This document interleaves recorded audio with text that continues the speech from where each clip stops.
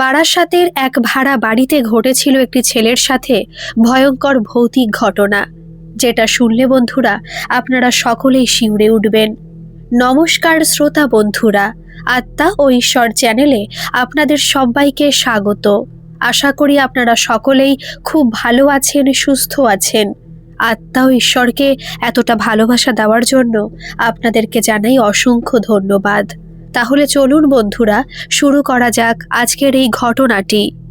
যার সাথে এই ঘটনাটা ঘটেছে বন্ধুরা, সেই দাদাই কিন্তু ঘটনাটা আমাকে পাঠিয়েছে। দাদা তখন বাংলাদেশ থেকে সদ্য এই বারাসাতে এসেছে।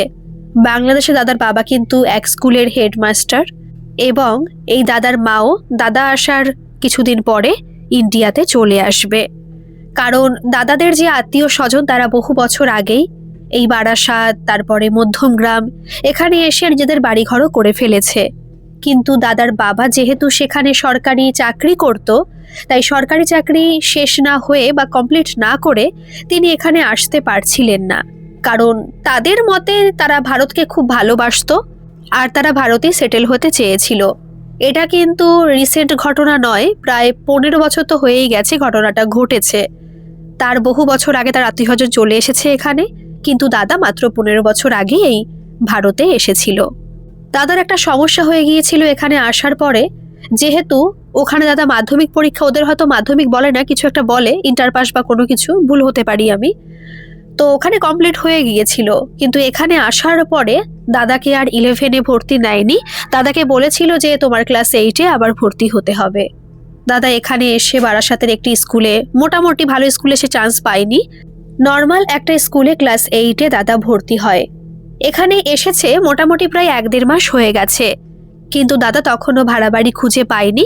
দাদা ভাড়া বাড়ি খোঁজার চেষ্টা চালাচ্ছে তখন, আর সেই সময় দাদা তখন দাদার যে আত্মীয়স্বজন বললাম না অনেক আগে চলে এসছে, তাদের কাছে ছিল। ভালো কথা, স্কুলে ভর্তিও হয়ে গেছে। এইবার তো আর আত্মীয়স্বজনের বাড়ি থাকা যাবে না, কারণ দাদা এখানে এসছে ভালো পড়াশোনা করে সেটেল হতে, চাকরি করতে, এবং সারা জীবনের জন্য এখানে থেকে যাবে সে। এদিকে তখন দাদা ভাড়া বাড়ি খোঁজার সময় একটা ভুল করে ফেলেছিল। ভুল বলতে কি, যেটা দাদা আমাকে বলল যে আসলে আমার বাবা আমাকে টাকা পয়সা সবই দিয়েছিল সেই সময়। বলেছিল যদি মাস গেলে 10-12 হাজার টাকা লাগে ভাড়া বাড়িতে তবুও দিতে রাজি আছি। দাদা না একটু মিথ্যে কথা বলেছিল বাড়িতে, বলেছিল হ্যাঁ এরকমই টাকা লাগবে বাবা, তুমি আমাকে এই টাকাটাই পাঠিয়ে দাও। তার বাবা কিন্তু তাকে ভালো টাকা মাস গেলে পাঠাবে। কিন্তু দাদা ভেবেছে কি, যদি দাদা একটু কম টাকার কোনো ভাড়া বাড়ি পায় তাহলে সে টাকা দাদার থেকে যাচ্ছে। দাদা একটু টাকা নিজের কাছে জমাতে পছন্দ করত, এটা হয়তো অনেকেরই থেকে থাকে। দাদা সেই মতো খুঁজতে আরম্ভ করলো যে কম দামের ভাড়া বাড়ি এবং মানানসই একটা জায়গায় সে ভাড়া বাড়ি থাকবে এবং সেটা কোথায় পাবে, খোঁজার চেষ্টা চালিয়ে যাচ্ছিল। তো সেইভাবে একদিন বারাসাতেরই একটা জায়গায় দাদা ভাড়া বাড়ির খোঁজ পায়, এবং তার বন্ধু মারফত। দেখবেন মেয়েরা তো তাড়াতাড়ি বন্ধুত্ব করতে পারে, কিন্তু এটা মানতে হবে ছেলেরা খুব তাড়াতাড়ি মেয়েদের তুলনায় বন্ধুত্ব করে নিতে পারে। তো সেখানে যখন দাদা ক্লাস 8-এ ভর্তি হয়, সেখানে তো দাদার থেকে সবাই ছোট ছোট ছিল, তবুও দাদার সঙ্গে সবার ভালো বন্ধুত্ব হয়ে গিয়েছিল। সেখানেরই একটি ছেলে বলল তাদের পাড়াতে নাকি এক জায়গায় এরকম বাড়ি ভাড়া দেওয়া হয়, কিন্তু সেখানে তেমন ভাড়াটে টেকে না। তো ছেলেটি বলল, মানে দাদাটা বলল যে ভাড়া টেকে না, আমার ভাড়াটা টেকে না কেন, কি কারণ? বলছে কি জানি, সবাই বলে নাকি ওই বাড়িতে ভূত আছে, এরকম নাকি থাকতে পারে না, রাত্রে নাকি নুপুরের আওয়াজ পায়, ভয়ানক ভয়ানক কাণ্ড ঘটে, 1-2 দিনের বেশি সেখানে কেউ থাকতেই পারে না। অবশ্য ওই বাড়ির জ্যাঠামশাই গত 6 মাস হয়েছে বাড়ি ভাড়া দেওয়ার কথা বলছেন, তার টাকার দরকার সেই কারণে। কিন্তু এই গত 6 মাসে প্রায় কম করে 7-8 জন বাড়ি ভাড়া নিতে এসেছে, এবং তারা 1-2 দিন থেকে আর আসেও নি। তারপরে আবার কিছুদিন বন্ধ থাকে, সেই জ্যাঠামশাই আর কিন্তু ভাড়াটে পায় না। সেই বাড়িতে শুধুমাত্র জ্যাঠামশাই এবং তার স্ত্রী সেখানে থাকতো, আর তার ছেলে মাত্র 2 বছর হয়েছে আমেরিকাতে সেটেল হয়ে গেছে, বিয়েও করেছে, বউ নিয়ে একেবারে চলে গেছে। এখানে কিছু একটা ঘটনা আছে সেই জ্যাঠামশাইয়ের ছেলের সম্পর্কে, আমি সেই ঘটনা আপনাদের পরে বলছি, তাহলে জিনিসটা ভালো বুঝতে পারবেন। তো ভালো কথা, তো সেই ছেলেটা এরকম বলল দাদাকে যেরকম ভৌতিক ব্যাপার স্যাপার আছে। এদিকে দাদা সেই কথা শুনে পুরো হেসে উড়িয়ে দিয়েছে। সে বলছে ভৌতিক ব্যাপার স্যাপার, আমি ভূত বলেই বিশ্বাস করি না, আবার ভৌতিক ব্যাপার স্যাপার আসবে কোথা থেকে? তখন দাদা বলল যে কত বলছে ভাড়া? বলছে দাদা ভাড়া বলছে 3,000 টাকা। এইদিকে দাদা তো শুনে পুরো অবাক হয়ে গেছে, এরকম জায়গায় 3,000 টাকা ভাড়া? তো খুব কম ভাড়া।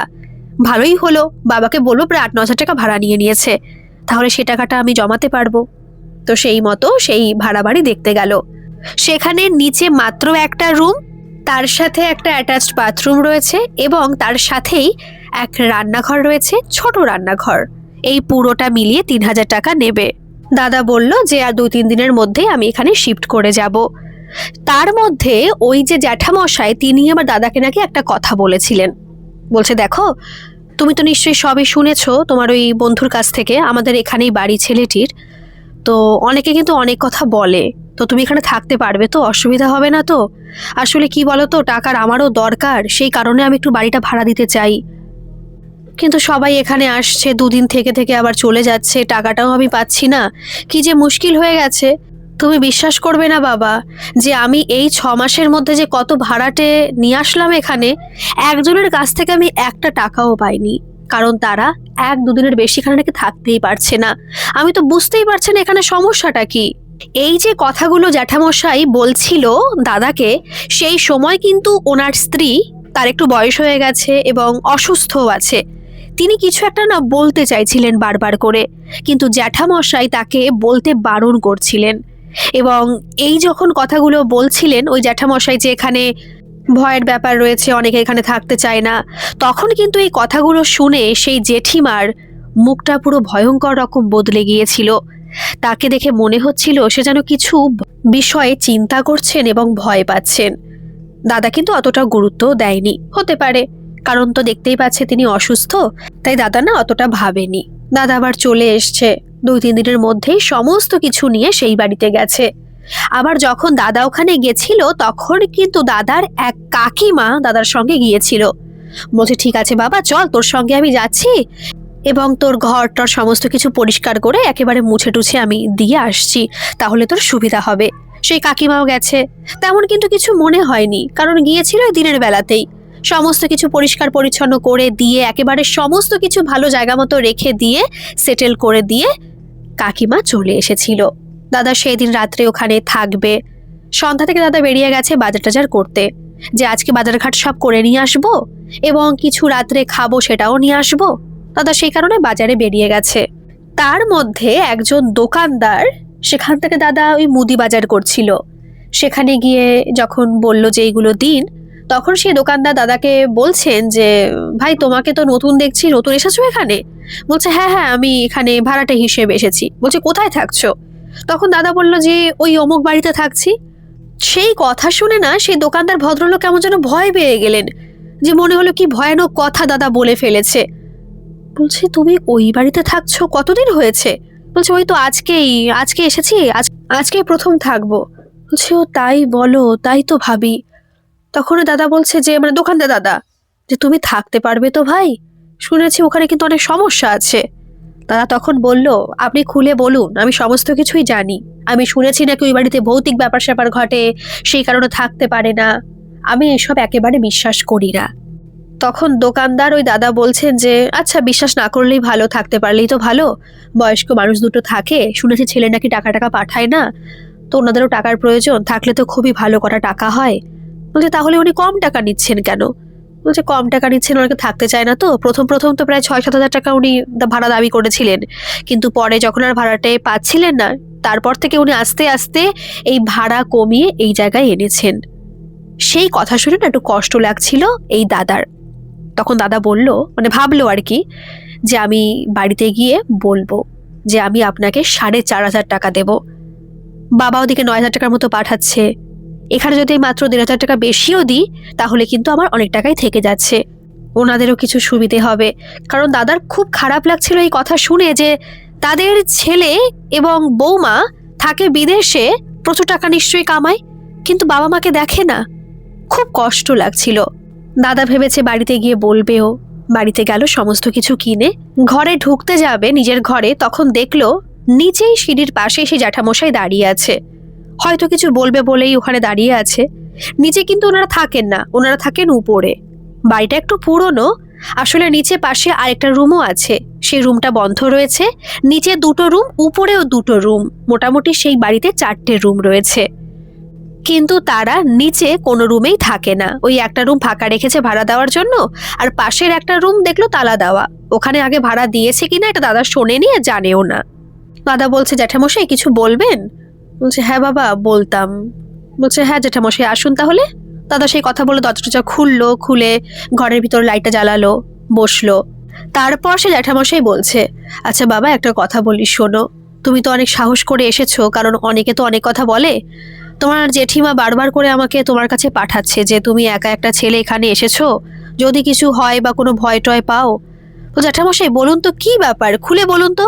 বলছে দেখো বাবা, এখানে সবাই বলে কিন্তু কি ভৌতিক কাণ্ড কারখানা ঘটে নাকি। তোমার জেঠিমাও বলেছে, জেঠিমা নাকি অনেক সময় অনেক কিছু শুনতে পায়, তাই তোমাকে বলতে আসলাম। আমি ভেবেছিলাম বলবো না, আসলে দেখো তোমাকে বললে তুমি যদি না থাকো, কিন্তু তোমার জেঠিমা বারবার করে কান্নাকাটি করছে, যদি কোনো খারাপ কিছু তোমার সাথে ঘটে যায় তখন কি জবাবদিহি দেবো তোমার আত্মীয় স্বজন বাবা মার কাছে। তার কথা শুনে শেষ পর্যন্ত আমার এখানে আসতেই হলো। তখন দাদা বলছে, আচ্ছা আপনারা কখনো স্বচক্ষে দেখতে পেয়েছেন? তখন জ্যাঠামশাই বলল, আমি কি বলবো তোমাকে বাবা, আমি সত্যি বলতে দেখা তো দূরের কথা, আমি কোনোদিনও কোনো কিছু অনুভব পর্যন্ত করিনি। কিন্তু তোমার জেঠিমা নাকি মাঝে মাঝেই অনুভব করে, কিন্তু ঘরে নাকি কি সব ঠাকুর পুজো দেয়, কি সব বেঁধে বেঁধে রেখেছে, সেই কারণে নাকি অত কিছু বুঝতে পারে না। যদি রাত্রেবেলায় কোনো ক্রমে সে বাথরুমে যায়, নিচের তলা থেকে নাকি সে নুপুরের আওয়াজ পায়, অনেক রকম শব্দ পায়, কান্নাকাটির আওয়াজ পায়। কি জানি, আমার তো মনে হয় মনের ভুল, কিন্তু এই কথা তোমাকে বলতে চাইছিলাম না, তবু তোমার জেঠিমার কারণে আমার তোমাকে বলতে হলো। তুমি কি থাকতে রাজি আছো এর পরেও? তখন সে দাদা বলল, জ্যাঠামশাই একটা কথা বলি, আমি সত্যি বলতে কোনোদিনই ভূত প্রেত বিশ্বাস করি না। আমি তো বাংলাদেশের ছেলে, আমার বাবা হাই স্কুলের টিচার, তা সত্ত্বেও আমরা কিন্তু গ্রামেই থাকতাম। গ্রামে কিন্তু এসব ঘটনা আমি বহুবার শুনেছি, কিন্তু আমি স্বচক্ষে কোনোদিনও দেখিনি।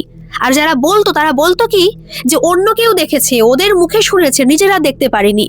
আবার অনেকের মুখে আমরা শুনেছি জ্যাঠামশাই যে তারা নাকি দেখেছে, ভূত তাড়িয়েছে, কিন্তু আমার মনে হয় না এগুলো সত্যি কথা, এগুলো তাদের গাল গপ্প।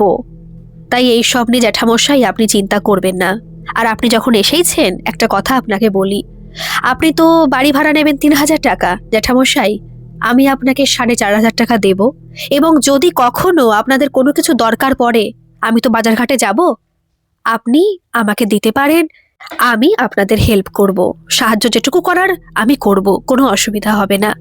এই কথা শুনে জ্যাঠামশাই হো হো করে কেঁদে ফেললেন জানেন। মানে তার কান্না দেখে দাদাই একেবারে কেঁদে ফেলছিল। তিনি কাঁদছেন আর বলছেন, বাবা, নিজের ছেলে আজকে বিদেশে থাকে, লাখ লাখ টাকা কামাচ্ছে, কিন্তু সে ঠিকমতো আমাকে ফোনই করে না। প্রথম প্রথম 2-1 বার করতো, তারপরে আর ফোনই করে না। কি বলবো বলো? তাও তোমার জেঠিমার সঙ্গে একটু কথা হতো মাঝে মাঝে বলে, তাও এই 1.5-2 মাস অন্তর অন্তর। আমার সঙ্গে তো কথাই বলে না।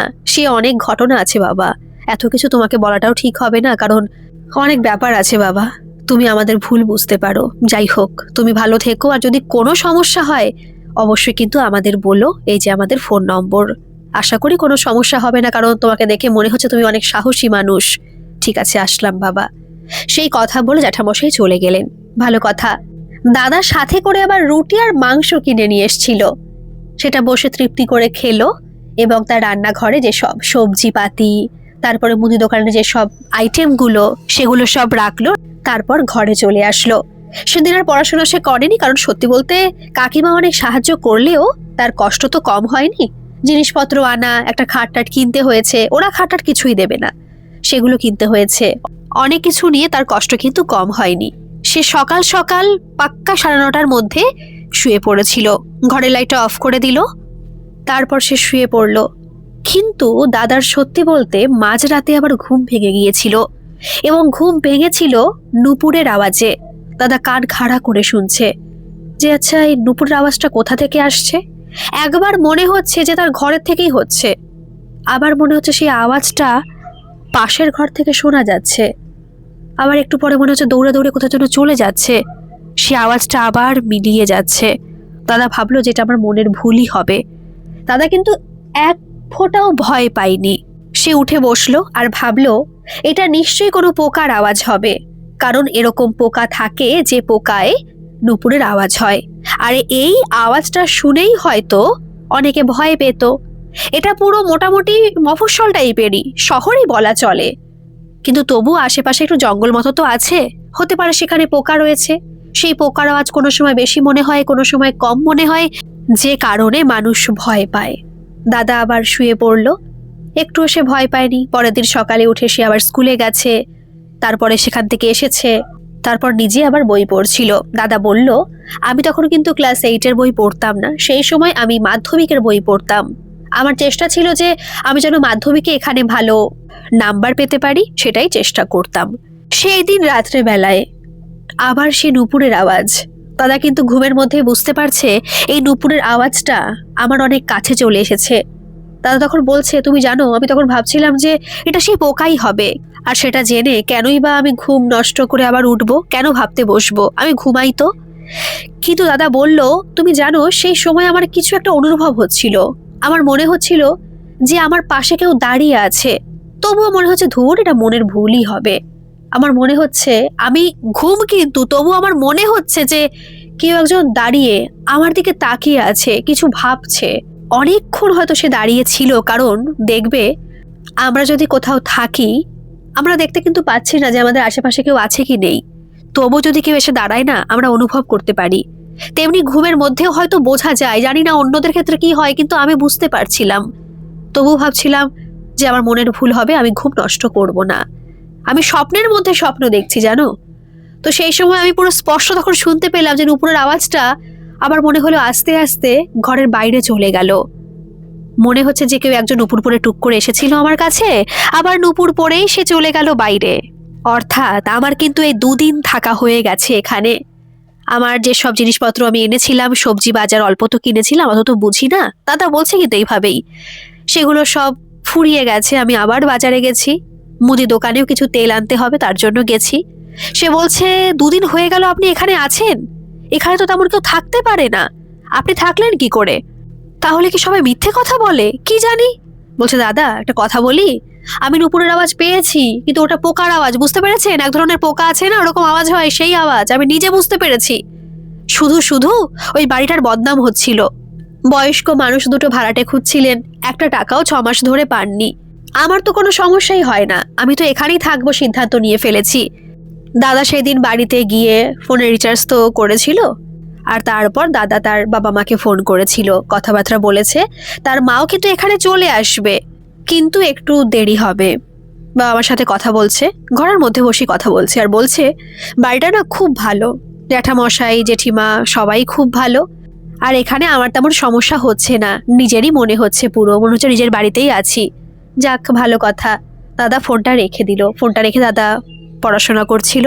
কিন্তু সেই সময় হঠাৎ করে দাদা শুনতে পেল যে রান্নাঘর থেকে একটা থালা হঠাৎ করে নিচে পড়লো। পড়তেই পারে, অস্বাভাবিক কিছুই নেই। দাদা রান্নাঘরে গেল, থালাটাকে আবার রাখলো, রেখে আবার নিজের মতো করে পড়াশোনা করছে। 9টার সময় পড়াশোনা কমপ্লিট করে সে আবার রান্না করতে গেছে। রাত্রে তার রুটি খাওয়ার অভ্যেস, নিজে 2টো রুটি করেছে আর চা করেছে। রুটি আর চা রাত্রে সে খাবে, কারণ সে রাত্রে আবারও পড়াশোনা করবে। তখন প্রায় 12টা বাজে। তখন দাদা পড়াশোনা করছে, অঙ্ক করছে সে, কারণ তার সায়েন্স গ্রুপটা খুব ভালো লাগে। অঙ্ক সলভ করছে বসে বসে। কিন্তু সেই সময় অদ্ভুতভাবে দাদার ঘাড়ে না কেমন যেন মনে হলো যে কেউ তার হাত রেখেছে, ঠান্ডা হাত। আবার সে সরিয়ে নিয়েছে। তাকে দেখলাম যে কোথাও তো কিছু নেই, থাকার কথাও নয়, কারণ সে দরজা সমস্ত কিছু বন্ধ করে দিয়েছে। কিন্তু এটা কি হলো? কেন তার মনে হলো যে কেউ ঠান্ডা হাত রেখেছে? হ্যাঁ, ঠান্ডা হাতই, কারণ এই যে তার ডান ঘাড়টায়, সেখানে এখনো একটা ঠান্ডা মতো ভাব রয়েছে। মনে হচ্ছে সেখানে কেউ বরফের টুকরো ছেড়ে দিয়েছে। এরকম কেন মনে হলো? দাদা না আবার ওই হাতটাকে ঘাড়ের ওখানে রেখেছে। দাদা বলছে, তুমি বিশ্বাস করবে না, আমি তখন পুরো কেমন অন্যরকম হয়ে গিয়েছিলাম। আমার ওই যে আমি হাত দিলাম না, সঙ্গে সঙ্গে মুখে একটা হাসি খেলে গেল আমার। আমি জানি না কেন আমার ওরকম মনে হলো। তখন কিন্তু বয়স আমার প্রায় 17 বছর, 18 বছর হয়নি, 17 বছর বয়স। কিন্তু তখন আমি 8-এ পড়ছি, কিছু করার নেই। কিন্তু এই প্রথম আমার মনে হচ্ছে যে কত ভালো লাগা খেলে যাচ্ছে আমার মনের মধ্যে। অদ্ভুত ভালো লাগছিল আমার। আমি হেসে ফেলেছিলাম যে এরকম কেন মনে হলো। দাদা বলছে যখন দাদা স্কুলে পড়তো, মাধ্যমিক দেওয়ার পরে দাদার একটি মেয়েকে খুব ভালো লাগতো, খুব ভালো লাগতো। ওই যে একটা ভালো লাগা, জাস্ট ভালোই লাগতো, আর কিছু না, কোনোদিনও কথা পর্যন্ত বলেনি। এই ভালো লাগা আজকে আবার প্রথম হয়েছে, অনেক দিন পরে হয়েছে। কিন্তু কেন হচ্ছে, কি কারণে, কার জন্য দাদা কিছুই বুঝতে পারছে না। কিছু সময় সেটা নিয়ে ভাবার পরে আর ভাবলো যে পড়াশোনা করে লাভ নেই, অনেক বেজে গেছে, 12:30টার বেশি বাজে।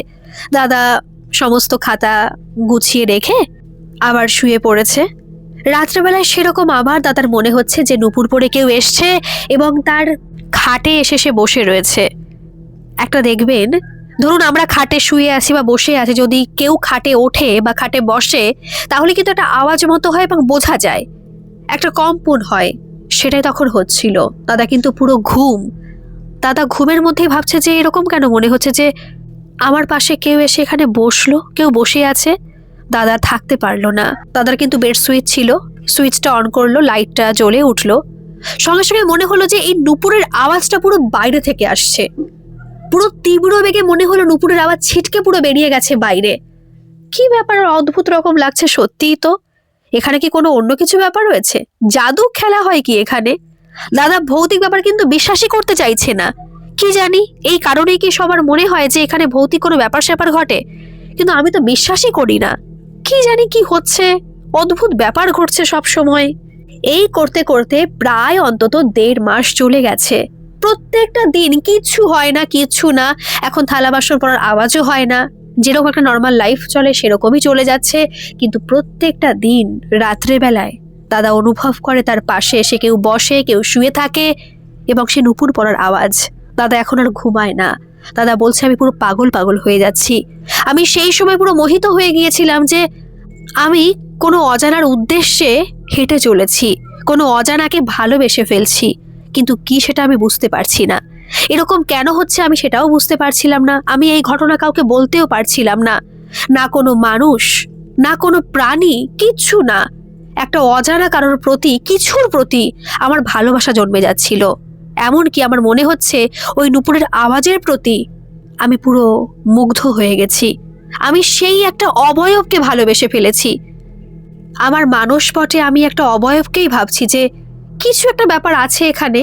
সে রক্ত মাংসে গড়া কোনো মানুষ নয়, কিছু একটা যাকে আমি সত্যি ভালোবেসে ফেলছি।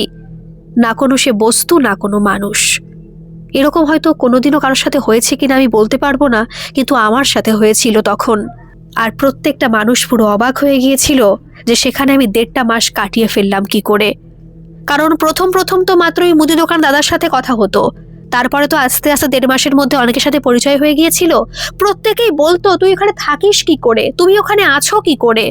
আমি কি করে বোঝাবো যে আমার সঙ্গে তো আমার কিছু ঘটে না, হালকার উপরের আওয়াজ পাই। আর সত্যি কথা বলতে আমি কি করে বোঝাবো তাদের আমি এখানে ভালো আছি। কারণ আমি ওই ঘরের প্রতি আকৃষ্টতা অনুভব করছি, আমি ভালোবেসে ফেলেছি ওখানকার প্রত্যেকটা জিনিসকে। এই করতে করতে ক্লাস 8-এর পরীক্ষা হয়ে গেছে, তাহলে বুঝতে পারছেন পুরো 1 বছর চলে গেছে। এর মধ্যে দাদা কিছুই তেমন অনুভব করে না, শুধুমাত্র প্রত্যেকদিন রাত্রেবেলা কেউ এখানে আসা ছাড়া। কিন্তু যখন সে মাঝে মাঝে লাইটটা অন করে বা হাত দিয়ে দেখার চেষ্টা করে, কাউকে দেখতে পায় না। কিন্তু হ্যাঁ, এর মধ্যে দাদা বলল যে আমি বহুবার কিছু ঠান্ডা একটা জিনিসের অনুভব করেছি, যে আমার ঘরের মধ্যে না গরমকালেও একটা ঠান্ডা ওয়েদার থাকে। আমি জানি না এটা কেন, বিশ্বাস করবে কিনা জানি না, আমার গরমকালে ফ্যান চালাতে হয় না।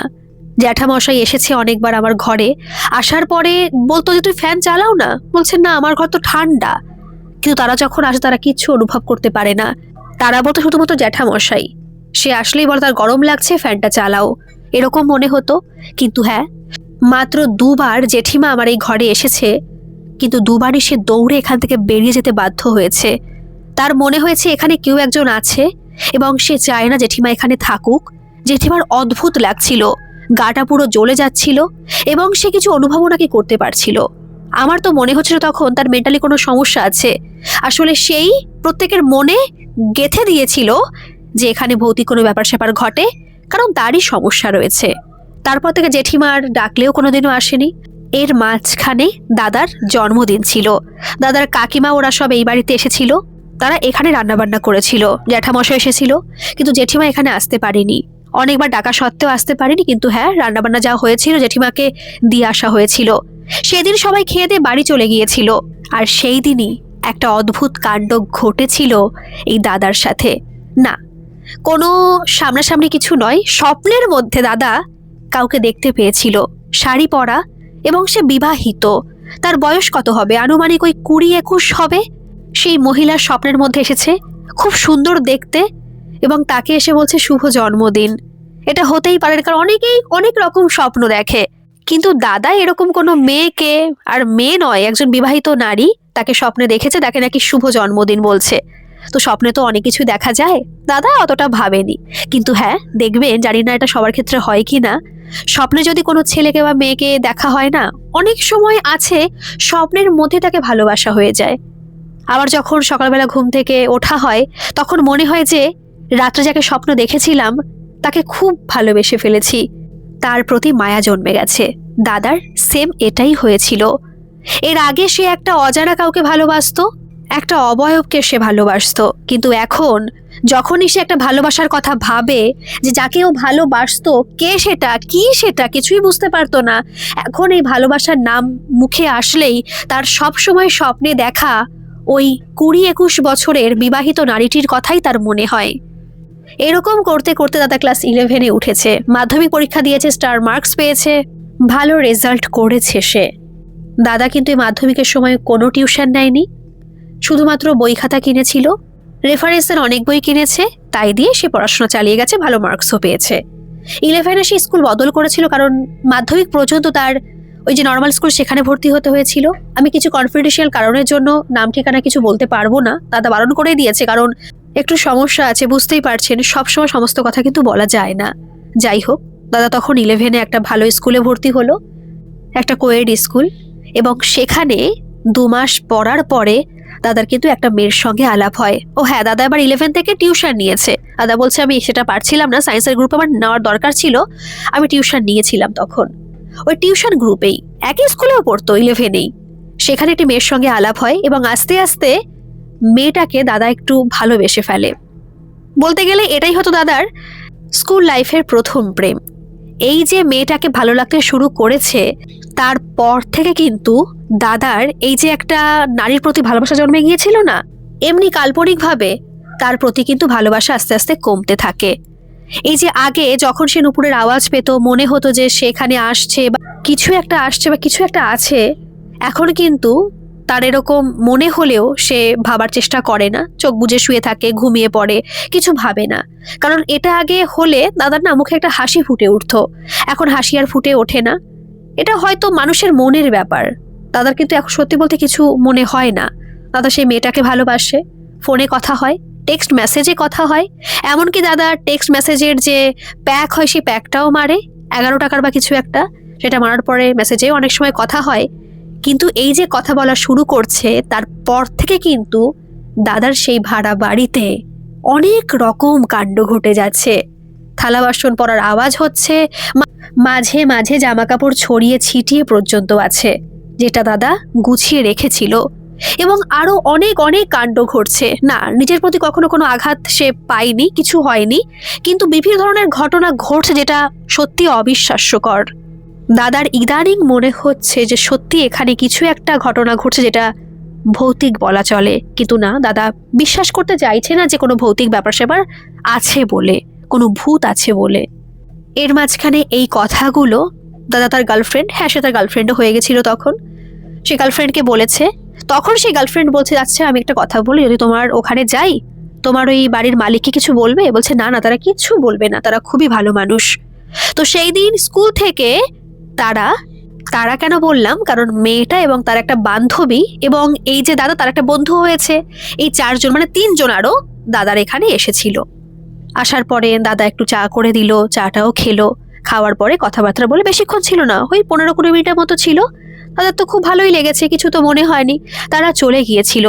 চলে যাওয়ার পরে দাদা শুধুমাত্র ওদের রাস্তা পর্যন্ত এগোতে দিতে গেছিল, কিন্তু যখন সে ঘরে আসে, দাদা দেখলো সারা ঘরময় বাসন কোসন পুরো ছড়িয়ে ছিটিয়ে আছে, এমনকি যে কাপে করে খেতে দিয়েছিল দাদা, সে কাপ 3টে কাপ, কারণ দাদা চা খায়নি, ওই 3টে কাপ পুরো গুঁড়িয়ে গেছে, একেবারে ভেঙে চুরে গেছে, সেগুলো নিচে পড়ে রয়েছে। দাদা এই প্রথম বলছে, আমি জীবনে প্রথম ভয় পেয়েছিলাম, আমার হাত পা কাঁপছিল। ওরা চলে গেছে, ডাকলে হয়তো আসতে পারতো, ওদের আমি ডাকিনি। কেন ডাকতে যাব? ওরা অন্য কিছু ভাবতেও পারে। আমি সঙ্গে সঙ্গে জ্যাঠামশাইকে ডাক দিলাম। জ্যাঠামশাই আওয়াজটা শুনে নিচে চলে আসলো, এসে দেখলো যে এরকম অবস্থা। বলছে এরকম হলো কি করে? বলছে জ্যাঠামশাই বলতে পারবো না, আমি তোমাকে বলতে চাইনি, এর আগেও কিন্তু অনেক কিছু ঘটেছে, কিছুদিন আগে থেকেই ঘটছে এরকম ব্যাপার, কিন্তু আজকে দেখো কি অবস্থা। এখন তুমি করেই বলে দাদা, অনেকটা আপন হয়ে গেছে। বলছে তুমি তো বাবা অনেক বছর থাকছো এখানে, তেমন তো কোনো সমস্যা কখনো হয়নি। বলছে না জ্যাঠামশাই, তেমন কোনো সমস্যা হয়নি, কিন্তু ওই যে স্বপ্ন দেখেন, উপরের আওয়াজ হয়, অনেক কিছু, এগুলো আর বলেনি, এগুলো বলার মতো বিষয় নয়। বলছে না সত্যি তো তেমন কিছু হয়নি, এই যে হচ্ছে প্রথম। বলছে বাবা আমিও তো বুঝতে পারছি না এরকম কেন হচ্ছে, আমি তো কিছুই বুঝতে পারছি না। এই যে কথোপকথন হচ্ছে জ্যাঠামশাই এবং দাদার মধ্যে, তার মাঝখানে জেঠিমা একেবারে চিৎকার চেঁচামেচি করে বাড়ি মাথায় করে নিয়েছে। সঙ্গে সঙ্গে দাদা এবং জ্যাঠামশাই উপরে চলে গেল, গিয়ে দেখলো সে জেঠিমা পাগলের মতো করছে, আর বারবার করে সে ভুল বকছে আর বলছে সে ছিল, সে আছে, এবার সে ভয়ানক কাণ্ড ঘটাচ্ছে, আমি বুঝতে পারছি সে কাউকে ছাড়বে না, সে রেগে গেছে, কিছু কারণে রেগে গেছে। দাদা বলছে কে রেগে গেছে? তুমি কি বলতে চাইছো জেঠিমা? আমি তো কিছু বুঝতে পারছি না। বলছে হ্যাঁ সে রেগে গেছে, আমি ভুল করে ফেলেছি, আমার দোষেই সব হয়েছে, ও সব শেষ করে দেবে, আমার স্বপ্নে এসেছিল, ও খুব রেগে গেছে, খুব রেগে গেছে। কি বলছে কিছুই তো বুঝতে পারছি না দাদা, কারণ এর আগে তো কিছু শোনেও নি যে এখানে কি আছে, কি ঘটনা, কিচ্ছু জানে না। জ্যাঠামশাই সে জেঠিমাকে, মানে একটা হলঘরের মধ্যে ছিল, ছোট হলঘর, সেখান থেকে নিয়ে রুমের ভিতরে গেল, তাকে একটু শুইয়ে দিয়ে জ্যাঠামশাই বাইরে এসেছে আর বলছে বাবা তোমাকে ভেবেছিলাম বলবো না, কিন্তু বলতেই হবে। তখন জ্যাঠামশাই বলল যে তার ছেলে নাকি একটি মেয়েকেই দেখে শুনে বিয়ে করে। এই জেঠিমা জ্যাঠামশাই সেই মেয়েটাকে দেখে শুনেই এখানে নিয়ে এসেছিল। যখন সে বিয়ে করে আসে এই বাড়ি, তখন তার বয়স ওই 18 পেরিয়ে 19-এ পড়েছে। মোটামুটি সমস্ত কিছু ভালো ছিল প্রথম প্রথম, কিন্তু তারপর তার ছেলে নাকি যে মেয়েকে এখন বিয়ে করেছে তার সাথে নাকি পরকীয়া সম্পর্কে জড়িয়ে গিয়েছিল, অনেক ব্যাপার স্যাপার ঘটেছে। পরে জানতেও পেরেছিল মেয়েটি, এবং জানার পরে প্রতিবাদ করেছিল, কিন্তু তাকে মানসিকভাবে টর্চার করা হতো। সে সহ্য করতে না পেরে নাকি ওই যে রুমেও থাকে না, সেই রুমটা না, পাশে যে রুমটা বন্ধ আছে সেই রুমে গলায় দড়ি দিয়ে আত্মহত্যা করেছিল। ছেলের ঘর কিন্তু উপরেই, কিন্তু যখন থেকে সম্পর্ক খারাপ হতে শুরু করে তখন থেকে আমার ছেলে হয়তো ওকে টর্চার করতো মানসিকভাবে, শারীরিকভাবে কখনো শুনিনি। তারপর থেকে আমার ওই বৌমার নিচে ওই ঘরে একা থাকতো, আর তারপর তো ওরকম কাণ্ড ঘটিয়ে ফেলে। তারপর অনেক সময় অনেক সমস্যা হয়েছিল। আমি আমার বৌমাকে খুব ভালোবাসতাম, আমি তো কোনো কিছু অনুভব করিনি কখনো, কিন্তু তোমার এই জেঠিমা অনেক কিছু অনুভব নাকি করতো। তারপর ঘরে পুজো পার্বণ দেওয়া, কি সব নাকি জানতো, সেগুলো নাকি ঘরে বেঁধে দেওয়া, এসব করেছিল, কিন্তু নিচে নাকি সে যেতে পারতো না, তার নাকি শরীর জ্বলে যেত, কি কারণ আমি বুঝতাম না। আর তারপরে তো আমার ছেলে ওই মেয়েটাকে বিয়ে করলো, বিয়ে টিয়ে করে বিদেশে পাড়ি দিল, এখন সম্পর্কই রাখে না। কি বলবো বলো, আমি তো কিছু বিশ্বাস করি না, কিন্তু আমার তো কিছু করার নেই এখন। আধেও কি ভূত বলে কিছু হয়? ওর কি আত্মা আছে? আমি তো কখনো ওকে অনুভব করি না, কখনো স্বপ্নেই দেখি না, আমি জানি না কেন সবাই ওকে অনুভব করে, আমি কেন করতে পারি না। তখন দাদা বলল একটা কথা বলবো জ্যাঠামশাই, তোমার ওই বৌমার একটু ফটো দেখাবে আমাকে? বলছে বাবা আমাদের ঘরে তো কোনো ফটো নেই, দাঁড়াও আমার ফাইলের মধ্যে একটা ফটো আছে, আমি সেটা নিয়ে আসি। জ্যাঠামশাই ফটোটা আনলো, দাদা সেটা দেখে পুরো হতবাক হয়ে গেছে, কারণ এই মহিলাটিকেই, এই অল্প বয়সী মেয়ে, 20-21 বছরেরই সত্যি কথা, তাকে সে স্বপ্নে দেখেছে। একদিন এসেছিল শুভ জন্মদিন বলতে, এই মেয়েটাই, এই মহিলাটাই স্বপ্নে এসেছিল, তাকে শুভ জন্মদিন বলেছিল। সেই কথা বলে দাদা কিছু বললো না, কিন্তু স্বপ্নে দেখেছিলাম বা কিছু, দাদা মনে মনে ভাবছিল। নিচে চলে আসলো, আসার পরে না ভাবলো যে সত্যি এই যে আমার ঘরে কাণ্ড কারখানা ঘটছে, আমি তখন বিশ্বাস করছিলাম যে না, আছে কিছু আছে যেগুলো আমরা বিশ্বাস করি না, কিন্তু সত্যিই আছে। দাদা বলল যে যা ঘটে যাচ্ছে, এরপর এখানে যদি আমি থাকি অনেক কিছু ঘটে যেতে পারে। দাদা বাইরে বেরিয়ে আসলো, কাকিমাকে ফোন করে বলল যে কাকিমা আমি তোমাদের বাড়িতে আসছি, একটু আর্জেন্ট দরকার আছে। ঘরে তালা দিল, তারপর দাদা চলে গেল কাকিমার বাড়িতে, সমস্ত ঘটনা খুলে বলল। কিন্তু ওই যে স্বপ্নে আসতো, ভালোবাসতো দাদা, মানে একটু ভালোবাসতো না যে ভালো লাগতো, এইসব কিছু আর বলেনি, বাদবাকি সমস্ত কিছুই বলেছে। তখন কাকিমা বলছে যে বাবা তুই এগুলো আগে বলিসনি কেন? এরপর তো অনেক ভয়ঙ্কর ঘটনা ঘটে যাবে। তখন সেই কাকিমা ওনাদেরই চেনাশোনা একজনকে বলল, আর সেই জোগাড় করলো একজন মহিলা তান্ত্রিক। হ্যাঁ, তিনি তান্ত্রিকও বলা যায় না, কিন্তু মহিলা ছিলেন, অনেক বিষয় জানতেন। তিনি এই বাড়িতে আসলেন। আসার পরে জ্যাঠামশাইয়ের সাথে কথা বলা হলো। জ্যাঠামশাই বলছে, আমি রাজি আছি বাবা, তুমি যদি কিছু দেখতে চাও, কিছু করতে চাও, আমি সম্পূর্ণভাবে রাজি আছি। তখন সে জেঠিমা বলল, চেঁচিয়ে বলছে যে তুমি আগে কেন বলনি? তোমাকে তো আমি বহুবার বলেছি যে আমি কাউকে নিয়ে আসি, তুমি তো রাজি হওনি। বলছে, দেখো আমি এখন বুঝতে পারছি কিছু একটা সত্যি আছে, না হলে এই ছেলেকে আমি ভরসা করি, বিশ্বাস করি, এই ছেলে এরকম বলবে কেন? যা হওয়ার হয়ে গেছে, এখন দেখো কি করা যায়। তখন সে মহিলা তান্ত্রিক অনেকভাবে বাড়িঘর দেখলো, বসেও নাকি ধ্যান করে অনেক কিছু নাকি দেখেছে। তখন তিনি বললেন যে এখানে তো আত্মা আছে, এবং সেই আত্মা নাকি এখন দাদাকে নাকি ভালোবেসে ফেলেছে। সে নাকি এখানে আছে শুধুমাত্র দাদার ভালোবাসার টানে, আর কারোর কোনো ক্ষতি করছে না। কিন্তু কিছু একটা তুমি করে ফেলেছো বাবা, দাদাকে বলছে আর কি, যে যার ফলে সে রেগে গেছে এবং তার মনে হচ্ছে যে তার ভালোবাসায় কেউ ভাগ বসাতে চাইছে। দাদা ভাবছে যে তাহলে কি ওকে নিয়ে এসেছিলাম এই বাড়িতে সেই কারণেই? কি জানি, হতেও পারে। দাদার কিছু বলেনি, বলছে ঠিক আছে, যা ভালো হয় আপনি করুন। তখন সেই তান্ত্রিক বললেন যে এই মহিলা যে মারা গেছে তার কি কোনো কিছু আছে এই বাড়িতে? বলছে হ্যাঁ, ওর শাড়ি আছে। বলছে পরা শাড়ি তো? বলছে হ্যাঁ, পরাই শাড়ি। তখন ওই শাড়ি দেওয়া হলো, সেই শাড়ি দিয়েই অনেক কিছু যজ্ঞ করা হলো। করার পরে তিনি বললেন যে এতদিন আসেননি কেন? কত বছর ধরে এখানে আছে বলুন তো? এই যে ওকে তাড়ানোর জন্য কত এফার্ট দিতে হচ্ছে, অনেক কষ্ট করতে হচ্ছে, তো যাই হোক অনেক সময় লেগেছিল, কিন্তু আত্মা নাকি মুক্ত হয়ে গিয়েছিল। তারপর দাদা সেখানে প্রায় উচ্চ মাধ্যমিক পর্যন্ত ছিল, পরীক্ষাও দিয়েছে, মোটামুটি ভালো রেজাল্ট করেছে। আর তারপর সে কলকাতা চলে গিয়েছিল। তখনও সম্পর্ক ছিল তার গার্লফ্রেন্ডের সাথে। কলেজে প্রায় সেকেন্ড ইয়ার পর্যন্ত তার সম্পর্ক ছিল, তারপর কোনো কারণবশত সম্পর্ক টেকেনি, ভেঙে গেছে আর কি। আর এখন দাদা চাকরি করছে, বিয়ে এখনো করেনি, কিন্তু হ্যাঁ এখনো একজনকে ভালোবাসে। এই সামনের বছরই তারা বিয়ে করবে। তো এই ছিল আজকের ঘটনা বন্ধুরা। আপনাদের ঘটনাটা কেমন লাগলো অবশ্যই কিন্তু কমেন্টে জানাবেন, আর ভালো লাগলে একটা সাবস্ক্রাইব করে পাশে থাকবেন। আর হ্যাঁ, যদি এরকম কোনো ঘটনা আপনাদের সাথে ঘটে থাকে, যেটা অলৌকিক হোক, অতিজাগতিক হোক, দৈবিক, ঐশ্বরিক, যে কোনো ধরনের ঘটনা, আপনারা কিন্তু আমাকে নির্দ্বিধায় মেল করে পাঠাতে পারেন। আমার মেল আইডি ডেসক্রিপশন বক্সে দেওয়া আছে, আপনারা সেখানে গিয়ে আমাকে মেল করতে পারেন। ধন্যবাদ, আসি তাহলে, আবারও আসবো এরকম কোনো ঘটনা নিয়ে।